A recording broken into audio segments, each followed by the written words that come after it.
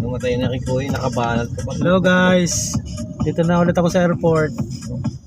Ikaw nga, papasundo ka. Sabihin sa'yo, makit ka na lang sa departure. Dito ka lalabas. Pauwi na. D1. Di pag-arrive mo doon. Hmm. Kanan ka sa may harap nung Starbucks. Di ba sa taas yun? May elevator. Makit ka, dito labas mo. B1, B2. Tapos diyan ka na. Para hindi na magpa-parking yung Dito na sa Oo. Wala namang problema dyan kung dadamputin ka. Kasi may A1. A1. B1. Mas malapit kasi yung pagkakit doon B2. B1, B2. Napunta namin ng C1 ba yun? Doon kami sinundo eh.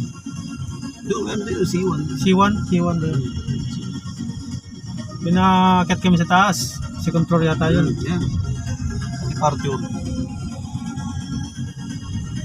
Tapos, pinatawid kami. Maya, pinatawid ulit. Dito Kasi sa kabila yung dito kasi ako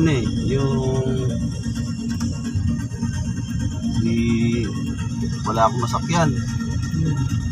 Baba, utang mahal, 180. Yung mahajar. Yun. Pagkat ako dito, nakita akong taxi, pinapara ko, ayaw, bawal eh. Merong nagbaba. Mamasada rin. Tapos, nilapitan ko, Hamad, kaya halik. Sabay yakap. Ang pulos mother.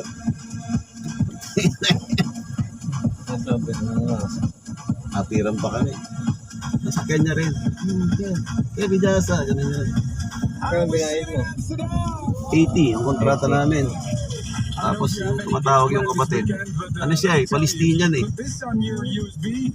Palestinian na dito na rin pinanganak.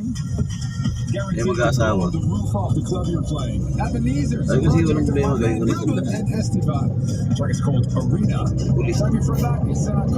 Pulis. May kami pulis. Pulis.